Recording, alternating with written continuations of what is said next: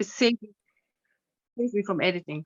Hi, everyone. This is Elizabeth and Elton Brewington, and we are with Brightside Global Trade TV. Good morning or good And, afternoon, depending upon where you are. We have people joining from London, from Raleigh, from Ohio, and from Deena. Where are you from? From Oregon.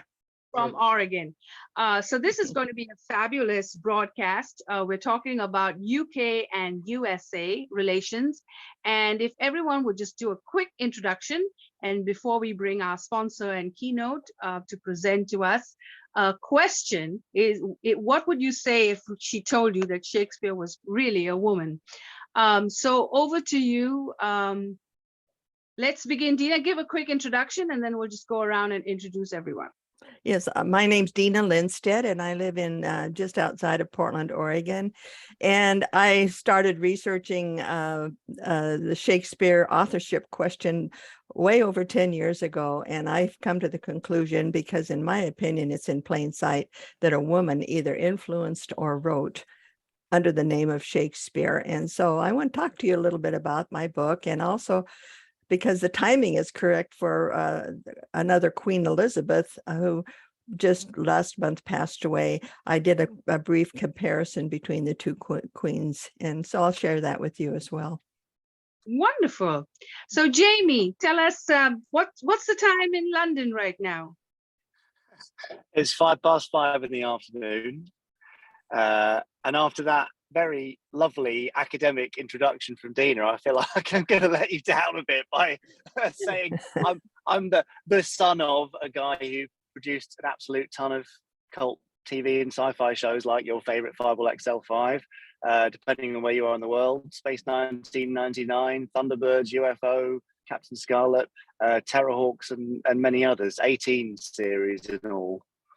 Very good, very good. Yeah, it's just a fabulous show, and it wanted me to be an astronaut, and everyone said, "Oh no, you can't be an astronaut." But now look, everyone's going to the universe. So I think this is awesome. We want to be part of your 60-day Thunder anniversary, and they're launching a book, and I'll make sure that you have the links to buy the book. And it's just an amazing book. So I think everyone should join in this 60-year celebration. So stay as long as you can, and we'll try and bring you back to present some more. So one question I do have is, why now? Why after 60 years are you all producing this book? You always need an anniversary reason. And in fact, I mean, Dad died 10 years ago this year. And in his lifetime, he very much kind of thought, well, that series is done. It's on to the next one. He never looked back. He was always looking forward. And so he didn't really do anything to celebrate the past. So this is actually our first opportunity to celebrate Fireball XL5 in all its comic book glory. So yeah, anniversary dates are great. And 60 feels like a big year for it. Very good. The show is available on Tubi and Freebie. So if you want to catch some of those episodes and you haven't seen the show before, we watched the episode on Freebie. You can definitely catch it there. Yeah. So thank you, Awesome. And please stay as long as you can. So over to Roger Blackwell. We've had him before, and he's just an absolute encyclopedia of knowledge. He's written 40 books. And Professor Roger, please introduce yourself and your book. Roger Blackwell. I taught at Ohio State for 40 years to 65,000 students, which might be more than any other professor. And I've written a few books. The most recent one is called Objective Prosperity: What Behavioral Economics Could Do to Improve Outcomes for You, Your Business, and Your Nation. Wow. And you're going to give us some stories about 65,000 students? Amazing. 65,000. And since Ohio State is one of the largest, and sometimes the largest university, it's a reasonable extrapolation to say that's more than any other professor, but I can't verify that. No, I mean, even so, though, that's quite a few students there. And, you know, now from time to time, I'll run into a professor of mine. And, you know, I invariably will strike a conversation, and I'll ask them, you know, it'll come down to whether they remember me or not.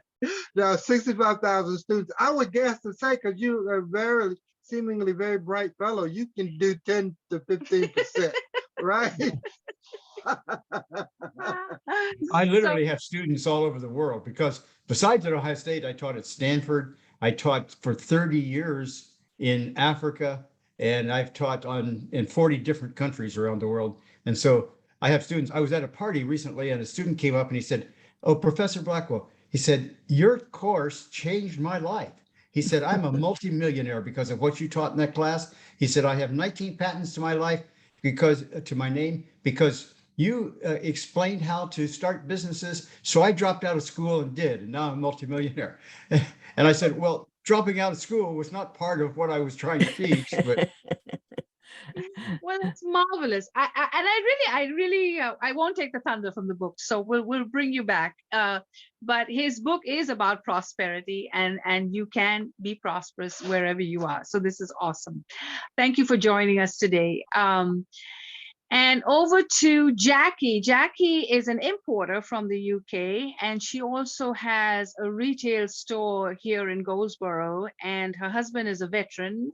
And I absolutely love the chocolates, and it's absolutely authentic to England.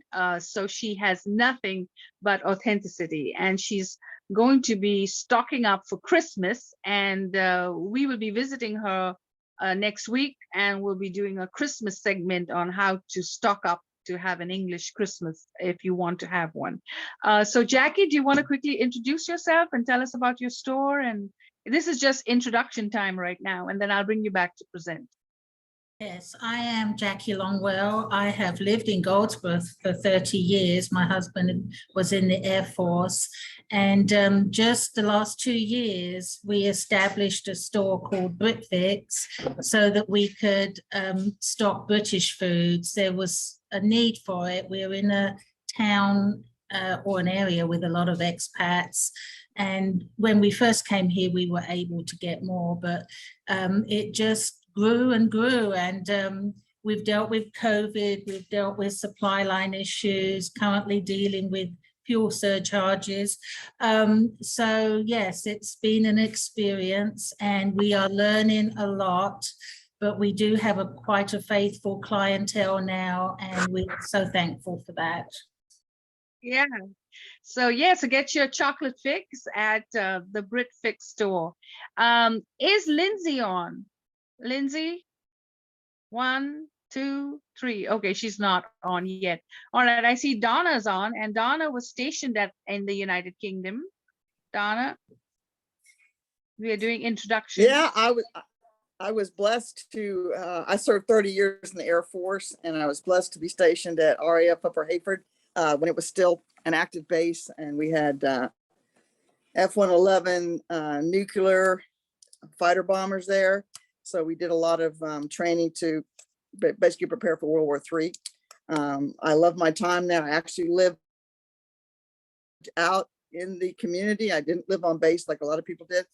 And I tell people this, it's sort of amazing. Here I was 21 years old, had not really widely traveled. The most I traveled was to Mexico. And here I am every weekend. I'm getting on the train right outside of the base. They had a small train station. I went to London, one of the biggest cities and most beautiful cities in the world. Here I am, 21 years old, running around the city all by myself. I had a blast, had great neighbors. They took really good care of me. So my time in England was definitely memorable, and I wish I could go back soon. I haven't been back since I was stationed there. So I really hope to get back soon. So great place to live. Yes, it is. Thanks, yes, Claire. Thank you, Donna, and we'll bring you back to present more. So we also have Sergeant Reginal Lyerly, and did you ever go to England, Reginal? I never asked, but he fought in the Afghanistan war, and thank you for your service. I never got, well, first of all, good morning, good afternoon. I'm Reginal Lyerly. I've never gotten the opportunity to be stationed in the United Kingdom, but I did get a chance to visit. And anytime you can see a different part of the world, it's always a good thing because it broadens your scope. So it's good to be here today, and I'm thankful for that opportunity.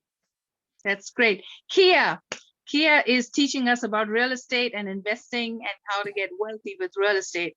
But she's also a spiritual. She gives you all these great nuggets to get your day going. So Kia, can we see you? introduction? Hello, everyone. Yes, I am Kia, and by trade, by design, by task, by chore, I am the realtor of the group. However, you guys know my passion is, just spreading a little love each day to the people that I am tasked with the chore of having a responsibility for. And I say tasked with the chore because I've texted people that I haven't spoken to in I don't know how many years, just giving them a quote a day that you guys are privy to, that follow me. And it sparks up a conversation, and we haven't spoken to in years. So that's why I say task and a chore. My faith teaches me that people are given to us, and I just try to make sure that I do my part to whom I was given. Thank you guys for allowing me to speak. Well, thank you. So Elton and I have both been to London, and I was privileged to be born at a time when everybody was being named Elizabeth after Queen Elizabeth. And Queen Elizabeth made several trips to India, and so my family was very much a part of the British Empire. And a lot of my family immigrated to the UK because after India's independence, you could do that. You could go to England if you wanted to, and we stayed back. And as a result, we had ties to Surrey and big parts of England. But my big story with London was I worked for Glaxo, a huge pharmaceutical company, and I was very young, in my early 20s, and they sent me over to London to the PR department to get trained. And I had a time. They sent limousine cars to pick me up, and I went all over Scotland. I stayed in castles. I went to Wales to visit all the laboratories and get trained. And it was a great training because I had a great time. I worked in Berkeley Square, and I had a beautiful apartment in Chelsea. So I was really living the London lifestyle. So that's my little story. Okay. And then Elton's been to London. And Yes, and I'll tell my story. Thank you very much. Yeah, as Claire said, I've been to London, visited there, and didn't stay there. But we did get to go to the Globe Theatre, where we saw Shakespeare's rendition of As You Like It. Oh man, what a visit, what a visit. I loved it. We stayed there for almost 3 weeks, and I had the benefit of the hosting by a house guest, or actually a friend of Claire's from her childhood, Merson and her family, and Lee and Martin and their sister Renee, I think, and we had a wonderful time. Wonderful time. London, there's no place like London. I mean, there's no place like it, and I enjoyed it profusely. And so that's my rendition. And so that's why we're devoting today to Queen Elizabeth II, and we're going to reflect on her life and legacy. And thank you all for joining. We really value your time. You could have been somewhere else. And if you're watching on Facebook or Instagram or online or any of our channels, you know what to do. Send us a photo of your trip to London. And if you did go into the Buckingham Palace or have a picture with the Queen, share it with us. And we will continue this dialogue, and then into King Charles is crowning, which I believe is going to be now in May of next year. And we'll probably do another broadcast closer to that. And then, of course, we have Jackie's lovely store, so we'll be popping in and out with Christmas stories. And so we hope you will enjoy our UK edition. And we are celebrating 60 years of the TV show Fireball XL5. So I'm going to stop recording and get Deena on. So Deena,